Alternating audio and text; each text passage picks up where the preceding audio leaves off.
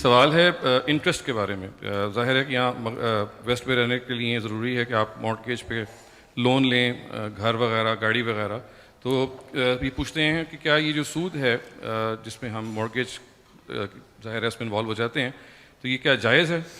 سود کے بارے میں دو باتیں بہت اچھی طرح سمجھ لیجئے. ان دو باتوں سے پہلے ایک بنیادی بات میں عرض کر دوں کہ سود کوئی مذہب کی ایجاد نہیں ہے.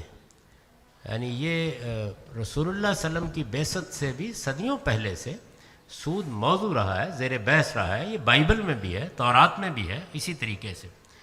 تو سود کے بارے میں دو باتیں بہت اچھی طرح سمجھ لیجئے.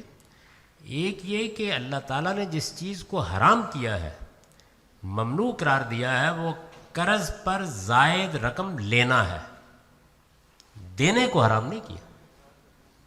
یہ بالکل غلط فہمی ہے جو لوگوں میں پیدا ہو گئی. آپ قرآن مجید کی سورہ بقرہ کے آخر میں جہاں اللہ تعالیٰ نے سود پر تفصیلی گفتگو کی ہے اس کو نکال کے خود پڑھ لیں.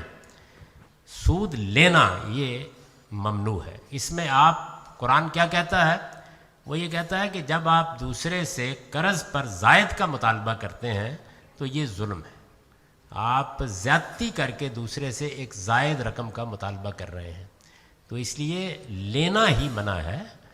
دینے کی ممانعت اس وقت کی گئی تھی جب کہ سود کو رسول اللہ نے آؤٹ لا کر دیا. یعنی جب پوری مملکت میں اس کا خاتمہ کر دیا تو پھر دینے سے بھی لوگوں کو روک دیا گیا. ورنہ اصل حرمت صرف سود لینے کی ہے. یہ بہت اچھی طرح سمجھ لینا چاہیے.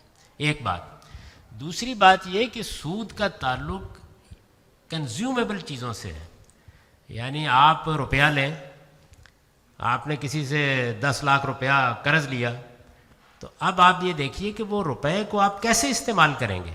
وہ تو فنا ہو جائے گا، جا کے خرچ کر لیں گے نا. خرچ ہو گیا، صرف ہو گیا، کنزیوم ہو گیا. اسی طرح آپ نے کسی سے گندم لی ادھار، کسی سے آٹا ادھار لیا، تو وہ کنزیوم ہو جائے گا. یعنی اسی لیے لیا نا کہ استعمال کرنا ہے. اس کو قائم رکھ کے استعمال نہیں کیا جا سکتا. اس پر اللہ تعالیٰ کہتا ہے کہ اگر زائد کا مطالبہ کرو گے تو آدمی کو دو مشقتوں میں ڈالو گے. ایک تو جو پیسہ اس نے خرچ کر لیا اس کو پیدا کرے، اور پھر تمہیں کچھ زیادہ بھی دے. تو اس کو ظلم قرار دے کے، بے انصافی قرار دے کے روک دیا گیا. جب پیسہ کسی چیز میں بدل جاتا ہے، جیسے مثال کے طور پر آپ نے بینک سے قرض لے کے ایک مکان خریدا ہے. آپ جانتے ہیں کہ اب مکانات، اسی طرح سے گاڑیاں، اسی طرح سے مشینری بعض اوقات وہ بینک آپ کو خرید دیتا ہے. تو اس میں وہ کیا کرتا ہے؟ آپ کو روپیہ نہیں دیتا، روپے کو چیز میں بدل دیتا ہے. تو جیسے ہی روپیہ چیز میں بدلتا ہے تو وہ اب کنزیومیبل نہیں رہا، وہ یوزیبل ہو گیا. ایسا ہی ہوتا ہے نا. یعنی آپ نے جیسے ہی یہ کہا بینک سے کہ آپ کو 2 کروڑ روپے کا گھر لے دیا جائے، تو گھر لیتے ہی روپیہ نہیں رہا، وہ ایک ایسی چیز میں بدل گیا ہے جس کو یوز کیا جا سکتا ہے، جو کنزیوم نہیں ہوتی. یہی معاملہ گاڑی کا ہے، یہی مشینری کا ہے. تو بہت اچھی طرح سمجھ لیجئے کہ کسی یوزیبل چیز میں سود نہیں ہوتا. تو یہ رینٹ سرے سے ہوتا ہی نہیں. اس میں جو زائد لیا جاتا ہے اس کے استعمال کا کرایہ ہے، اور وہ بالکل جائز ہے.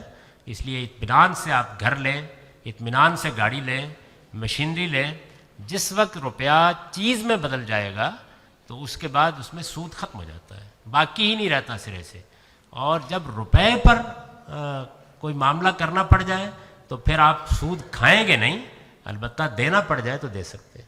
تو یہ دو باتیں میں نے ان کو بہت دلائل کے ساتھ بارہا بیان کر دیا ہے، اس سفر میں بھی بیان کیا ہے.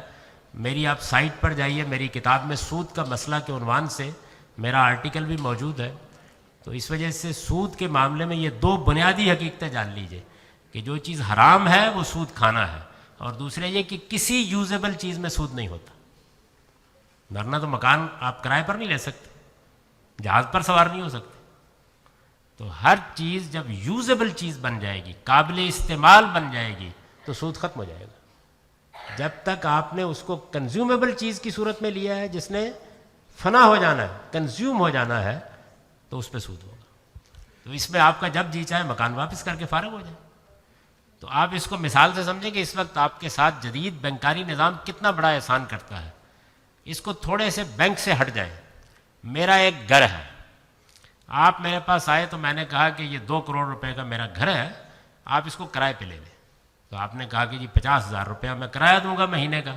تو میں نے کہا کہ دیکھیے آپ بہت بے گھر رہ لیے، آپ اگر مجھے 2 کروڑ روپیہ 20,000 روپے مہینہ ساتھ دیتے چلے جائیں تو جب یہ 2 کروڑ روپیہ پورا ہو جائے گا تو میں یہ گھر بھی آپ کو دے دوں گا. تو مجھے بتائیے اگر میں یہ کام کروں تو غلط کروں گا؟ یہ بالکل ٹھیک ہے. میں نے بڑا احسان کیا. کون دیتا ہے اپنا مکان؟ آپ اس میں کرایہ بھی دیتے چلے جائیں گے اور 20,000 روپے کی قسط بھی دیتے چلے جائیں گے. تو بینک یہی کر رہا ہے آپ کے ساتھ. تو جب کبھی روپیہ چیز میں بدل جائے، یوزیبل چیز میں، تو پھر سود ختم ہو جاتا ہے. تو یہ کوئی سود نہیں. یہ آپ اسلام کو زیادہ آسان نہیں کر رہے ہو؟ اسلام ہے ہی بہت آسان. اصل میں اسلام کو مشکل بنا دیا گیا تھا، میں اس مشکل کو دور کرنے کی کوشش کر رہا ہوں.